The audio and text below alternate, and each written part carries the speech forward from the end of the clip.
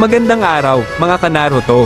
Sa video natin ngayon, sisidlan natin ang madilim ngunit nakakaantig na kwento ni Obito Uchiha. Ipapakilala natin ang kanyang kwento mula sa kanyang masayang pagkabata kasama sina Kakashi Hatake at Rin Nohara hanggang sa kanyang pagiging Tobi at ang kanyang huling pagsasakripisyo. Makikilala rin natin ang impluensya ng kanilang sensei, si Minato Namikaze, sa kanilang buhay. Tara na at alamin ang katotohanan sa likod ng maskara ni Obito. Narrator, kilalanin natin ang Team Minato, ang batang si Obito Uchiha, ang mahinahong si Kakashi Hatake, at ang maamo at mabait na si Rin Nohara. Pinamunuan sila ng iginagalang na Hokage, si Minato Namikaze, na kilala sa kanyang bilis at husay sa ninjutsu. Ang kanilang pagkakaibigan ay tila walang hanggan, puno ng pag-asa at pangarap. Ngunit ang isang trahedyang misyon ang magbabago sa kanilang mga buhay magpakailanman.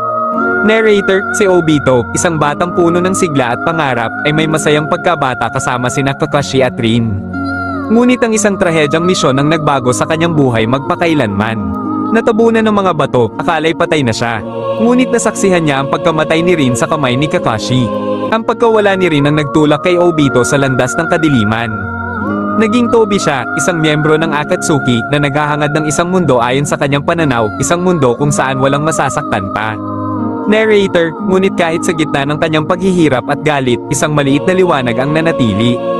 Sa huli, napagtanto niya ang kanyang mga pagkakamali at isinakripisyo ang sarili para sa kapayapaan. Ang kanyang pagsasakripisyo, isang testamento sa kanyang pagsisisi at pagnanais para sa isang mas magandang kinabukasan. Ang kanyang kwento ay isang